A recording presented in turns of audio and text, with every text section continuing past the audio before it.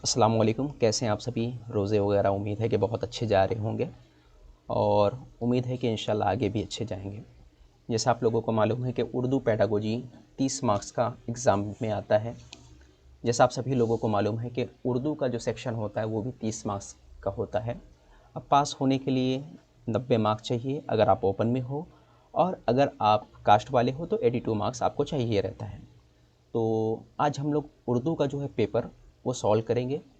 आसान पेपर है। Paper first यानी कि पहली क्लास से लेकर 5वीं क्लास तक का जो पेपर होता है वो पेपर फर्स्ट कहलाता है। ये पेपर फर्स्ट है और पेपर फर्स्ट के अंदर भी फर्स्ट लैंग्वेज है। याद रखिए, फर्स्ट लैंग्वेज, जिन लोगों ने फर्स्ट लैंग्वेज लिया था वो पेपर है, उनके लिए ये बहुत कारआमद रहेगा। ये पेपर जो है आपका जुलाई 2019 का पेपर है, उसी को हम लोग देखने वाले हैं। चलिए वक्त को ज़ाया नहीं करते हैं और स्टार्ट करते हैं। कुछ शुरुआत में इस तरह से दिया रहता है, आपका जो नाम वगैरह लिखना रहता है क्वेश्चन पेपर पे, वो मार्कशीट दिया रहता है, उसमें आपको आंसर लिखना रहता है। जैसा आपको मालूम होना चाहिए, इस पेपर के अंदर जो ज़बान अव्वल का पेपर होता है, ज़बान अव्वल के पेपर के अंदर जो होता है एक पैसेज आता है। 10 सवालात इस पैसेज से आते हैं, 10 नंबर के। फिर उसके बाद एक पोयम आता है। पोयम से 5 सवालात पूछते हैं। पैसेज बहुत आसान होता है। तो पैसेज में क्या रहता है, ज़्यादातर क्वेश्चन जो रहते हैं पैसेज से सवाल पूछेगा, आंसर पूछेगा।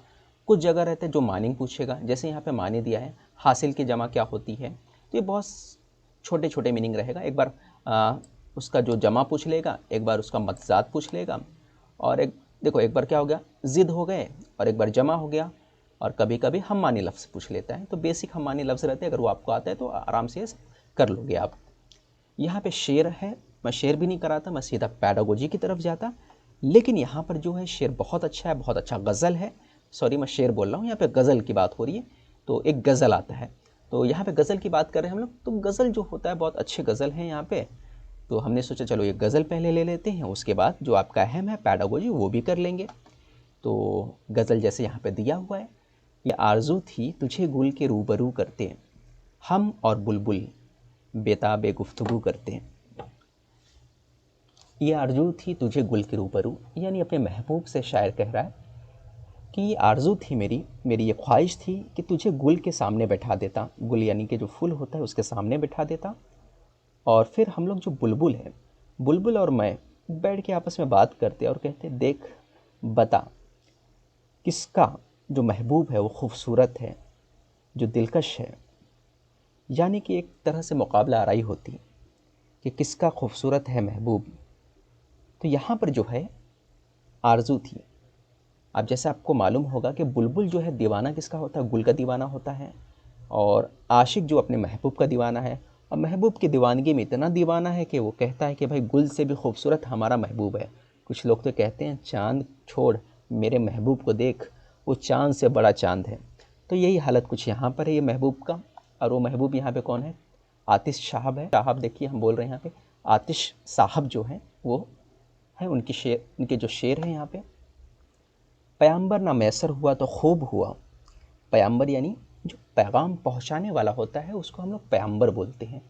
पैगंबर ना मैसर हुआ तो खूब हुआ, ज़बान गैर से क्या शरह आरज़ू करते।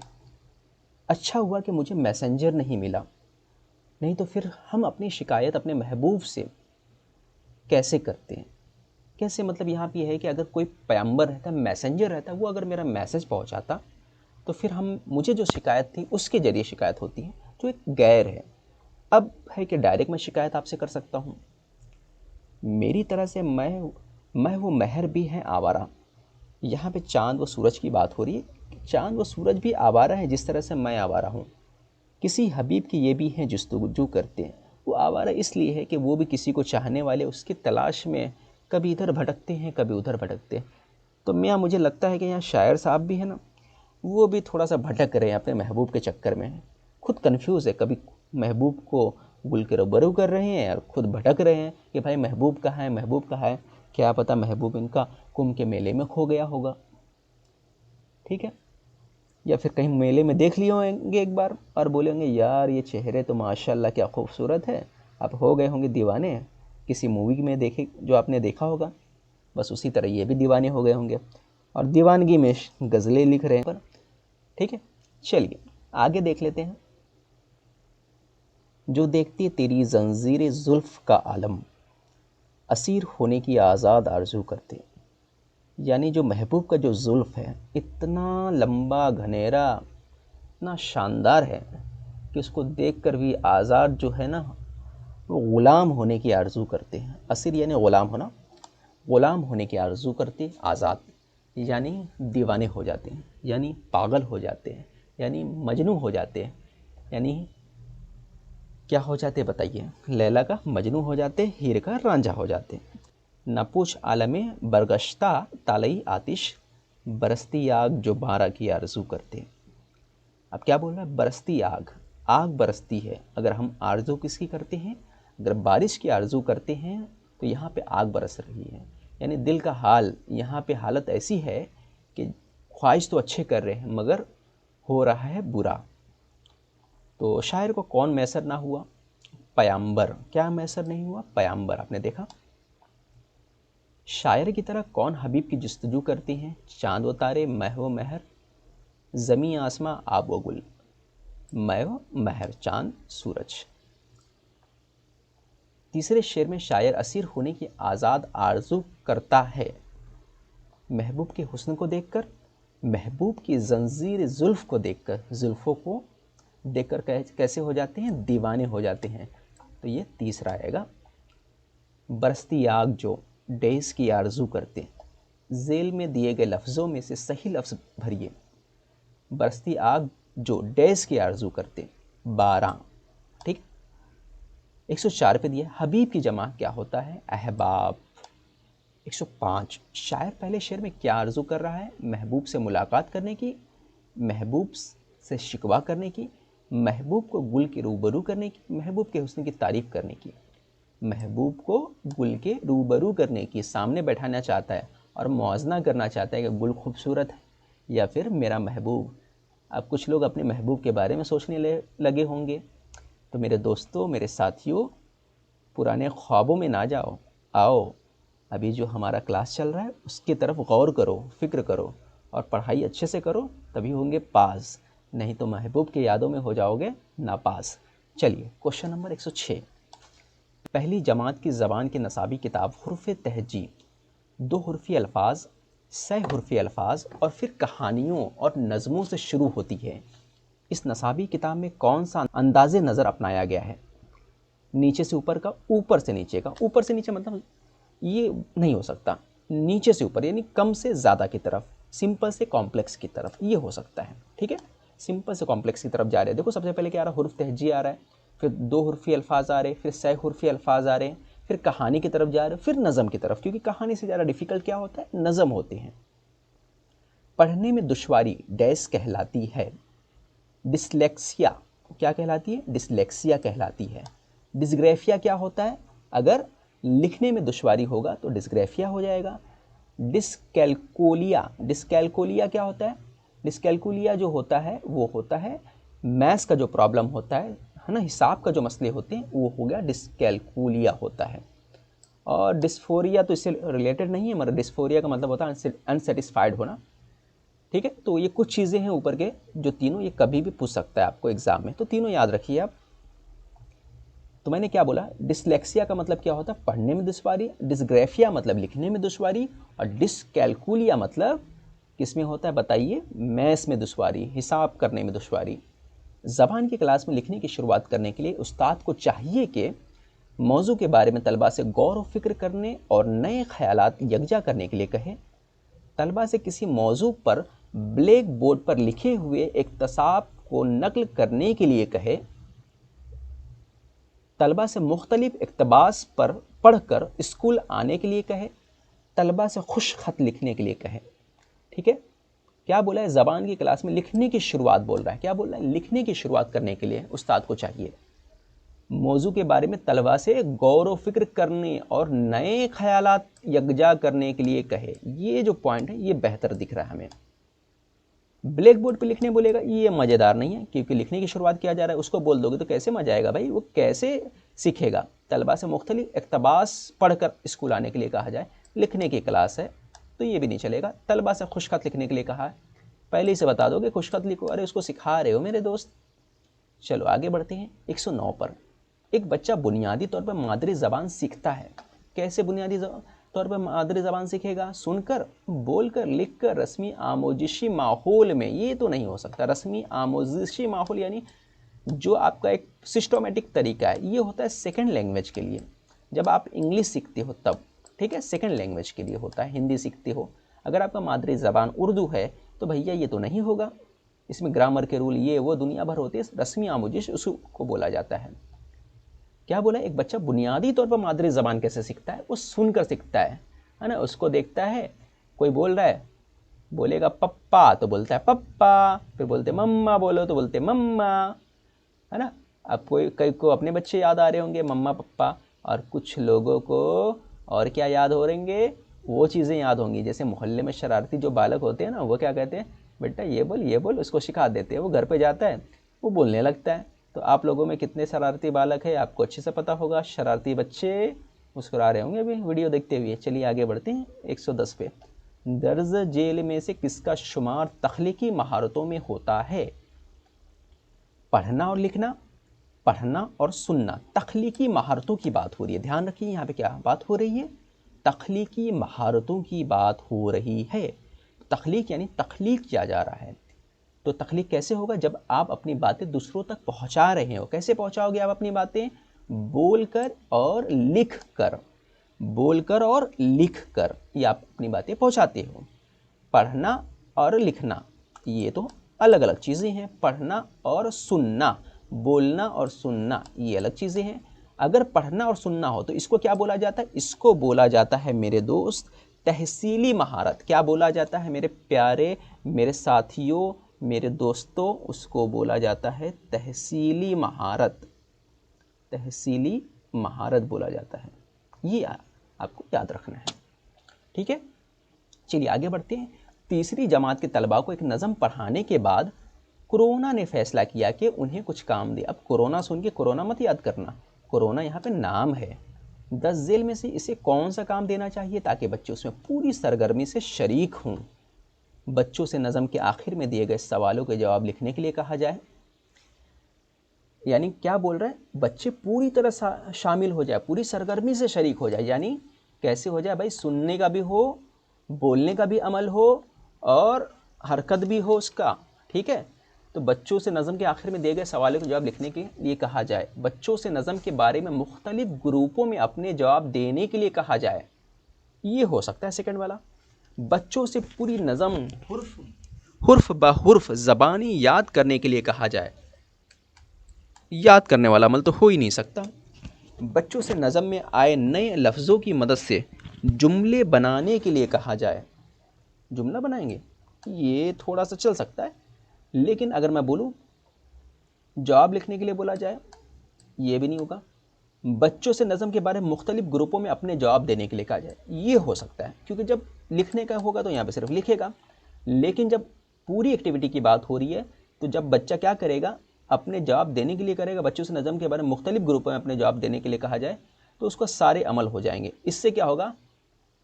पूरी सरगर्मी शरीक हो जाएगा, पूरी तरह से शामिल हो जाएगा ये, ठीक है। आगे बढ़ते हैं 112 पर। ज़बान सीखने के हवाले से दर्ज झेल में से कौन सा दुरुस्त है? बच्चे ज़बान सीखने की पैदाइशी सलाहियत नहीं रखते हैं, गलत बात। बच्चे स्कूल आकर ज़बान सीखते हैं, गलत बात। हर बच्चे में ज़बान सीखने की पैदाइशी सलाहियत होती है, यही आंसर है, ठीक है।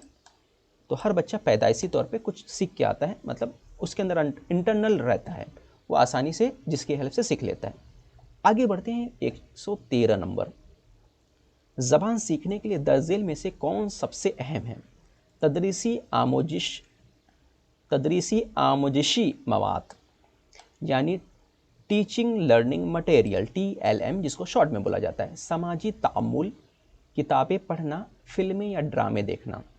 ज़बान सीखने के लिए दर्ज झेल में से कौन सबसे अहम है? सबसे अहम क्या हो सकता है?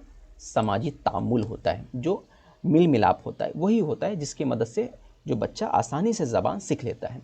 किताबें पढ़ने से नहीं भाई, इतना किताब पढ़ लेते हैं, दूसरी लैंग्वेज भी सीखना मुश्किल हो जाती है हमारी। आज तक इंग्लिश ही नहीं हुई, फिल्में ड्रामे देख देख के इंग्लिश की इतनी हो गई, हॉलीवुड की मूवी, अभी तक ढंग की इंग्लिश नहीं हुई हमारी, है ना। तो सामाजिक तामुल बहुत ज़्यादा इंपॉर्टेंट है। हम वो बंदे को देख लो जो दूसरों को जाता है, टूअर बन जाता है, सिखाने लगता है इंग्लिश, गाइड करने लगता है, भाई आ जाओ अंग्रेज लोग ये देख लो ताजमहल कैसे हैं, तो बोलने लगता है इंग्लिश। तो कई ऐसे होते हैं जो पढ़े लिखे नहीं होते मगर इंग्लिश बोले, क्यों होते हैं? सामाजिक तामुल की वजह से होते हैं। ठीक है। 114 नंबर पे, सबक में तस्वीर या वजाहती तस्वीर का इस्तेमाल किस तौर पर होता है? सबक में बात हो रहा है यहाँ पे नसाबी किताब और असबाक में वजाहती तस्वीर देने का रुझान। रुझान वाली बात तो हो ही नहीं सकती। रुझान क्या होता है? कुछ नहीं होता। पहले तो बगैर रुझान के होते, पहले तो बगैर तस्वीर की होती थी चीज़ें। ये नसाबी किताब को जाजिब बनाते, खूबसूरत बनाते, ये भी अच्छी वाली बात नहीं। ये जामिद तस्वुरात को समझने में माविन होते हैं। ये हो सकता है जो भी तस्वुरात है माविन होते हैं। 115 नंबर, तलबा को अच्छा मुसन्निफ बनाने के लिए उस्ताद को तहरीर के किस पहलू पर सबसे ज़्यादा तवज्जो देना चाहिए? खुशखत नहीं भाई, मुसन्निफ बनाना ना आपको, क़वायद पर, तासुर पर, लफ्ज़ों की तादाद, इससे तो कुछ लेना देना। तासुर, उसके असरात क्या पड़ रहे हैं, उसे क्या मिल रहा है, वो ज़्यादा अहम होता है। देखो फिर से आ गया ये वाला डिसलेक्सिया। डिसलेक्सिया क्या होता है? हमने देखा था मेरे दोस्त, क्या होता है डिसलेक्सिया? जहनी खराबी, करदारी खराबी, रियाजती खराबी, पढ़ने में दुश्वारी जो होता है उसको बोलते हैं डिसलेक्सिया। और रियाजती खराबी को क्या बोला जाता है, ये आप लोग कमेंट्स करके बताएंगे, क्योंकि इससे पहले मैंने बता दिया है। तो अच्छे बच्चों की तरह कमेंट्स कर दो फटाफट। चलिए, और साथ ही ये बोलूँगा टेलीग्राम चैनल ज्वाइन करना मत भूलना, उसका लिंक इस वीडियो के डिस्क्रिप्शन में दिया गया है। 118 नंबर, और ये क्वेश्चन पेपर चाहिए तो ये भी आपको टेलीग्राम के लिंक में मिल जाएगा। टेलीग्राम पे जाइए, वहाँ पे मैं इसको अपलोड कर दूंगा। मतन पढ़ने में सबसे ज़्यादा किसकी अहमियत होती है? अगर मतन यानी टेक्स्ट पढ़ना है तो सबसे ज़्यादा अहम क्या होगा? सही तलफ़्फ़ुज़ के साथ पढ़ना, सभी इराब के साथ दुरुस्त पढ़ना, फिर उसके बाद मतन के मानी समझना, तेज़ रफ्तारी से पढ़ना। ये तो नहीं चलता है। सबसे ज़्यादा होता है मतन के मानी समझना, यानी मानी समझते हुए पढ़ना, ये सबसे ज़्यादा इंपॉर्टेंट होता है। 118 पे आ जाती है दूसरी जमात की उस्ताद निशा। तो दूसरी जमात में हमारी निशा मैडम पढ़ाती हैं। तलबा के ज़ख़ीरा अल्फाज को फ़रोग़ देने पर काफ़ी ज़ोर देती हैं वो। ज़ख़ीरा अल्फाज में इजाफ़े की सबसे बेहतरीन हिकमत अमली कौन सी है? अब ये बताइए भैया। तलबा नया सबक पढ़ने से पहले तमाम नए अल्फाज याद कर ले। याद करने वाला चीज़ें तो गड़बड़ वाला मामला होता है, नेगेटिव लफ्ज़ होते हैं। तलबा मौजूदा सियाक़ में नए अल्फाज के मानी के बारे में क़यास करें। तलबा तमाम नए या मुश्किल अल्फाज की लुग़त देखें। बार बार लुग़त ही देखोगे, चलो ठीक है रखते हैं साइड में। तलबा सबक में आए तमाम नए और मुश्किल अल्फाज को निशान ज़दा करें और फिर उनके मानी याद करें। ये नहीं चलेगा। तलबा मौजूदा सियाक़ में नए अल्फाज के मानी के बारे में क़यास करें, इससे उसका जहन थोड़ा सा बनने वाला है। तो बेहतरीन हिकमत अमली क्या है ज़ख़ीरे अल्फाज के लिए? कि वो क़यास करें। ठीक है। 119 नंबर क्वेश्चन है, दूसरी जमात का उस्ताज़ तलबा को मुख्तलिफ़ हरकत व सिकनात के साथ एक दिलचस्प कहानी सुनाता है। हमें याद कहानी से याद आ गया, हमारे जो बचपन के टीचर थे वो भी पूरी एक्टिविटी के साथ हरकत व सिकनात करते करते सुनाती थी। तितली उड़ी उड़ ना सकी बस में बैठ, और वो कैसे कैसे अंदाज में सिखाते थे, माशाल्लाह आज भी याद है हमें, है ना। आपको भी याद होंगे, कोई ऐसे टीचर आपको मिली होंगी तो। ठीक है। तो जितना भी आप हरकत व सिकनात करते हैं उस तरह बच्चों के जहन में वो पूरा बस जाता है। पूरी कहानी सुनाने के बाद कुछ तलबा से कहता है कि वो इस कहानी को अपने लफ्ज़ों में दोबारा बयान करें। ऐसा करके वो जांचने की कोशिश करता है। क्या जांचने की कोशिश करता है? सुनने की सलाहियत, बोलने की सलाहियत, पढ़ने की सलाहियत, लिखने की सलाहियत। अब यहाँ ये हो गया, बच्चा नहीं सुनेगा तो एक कान के नीचे बजा देने का, अरे नहीं यार ऐसा नहीं करने का, गलत बात गलत बात। वैसे मैथ्स वाले टीचर बहुत बेकार होते हैं, हम लोग मैथ्स पढ़ाते बहुत बेकार हो जाते कभी कभी। हम लोग बोलते ए क्या रे तेरा ध्यान नहीं था कब से, हाँ मैं क्या पढ़ा रहा था, सुना नहीं क्या? तो क्लियर है मेरे भाई, सुनने की सलाहियत। ठीक है। मगर इस अंदाज से नहीं बोलना चाहिए, बच्चों को बोलना चाहिए, प्यार से बोलना चाहिए, है ना। वैसे भी छोटे वाले बच्चे हैं यहाँ पे, नन्हे मुन्ने राही। तो बच्चा अगर आपके बातों पर तवज्जो नहीं दे रहा यानी सुन नहीं रहा है, तो आप बोलेंगे बेटा कहाँ है, रानी बाग में घूम रहा था क्या जो सुन नहीं रहा था? तो सुनने की सलाहियत की बात हो रही है। क्लासरूम की दीवारों पर बेहतरीन तस्वीर होने का मतलब होता है क्लासरूम की दीवारें रंगीन हैं, पढ़ाई जाने वाले तस्वीरात से मुतल्लिक तहरीरी मवाद की तस्वीरों पर चस्पा करना, ये वाला सही है। यानी तस्वीर चस्पा करने का मतलब तहरीरी मवाद फराहम करना, यानी जो भी आपने पढ़ाया उससे मनसलक चीज़ें आप लगा दो ताकि बच्चों को समझने में और फ़ायदा हो। ठीक है। तो यहाँ पर हमारे सारे वीडियो थे, आपको समझ, तो यहाँ पे मैंने सारे क्वेश्चन आपको बता दिए, आपको अच्छे से समझ में आ गया होगा। जल्दी मैं एक और वीडियो लाने वाला हूँ जिसमें हमारा टारगेट होगा स्पेशली सिर्फ पैडागोजी।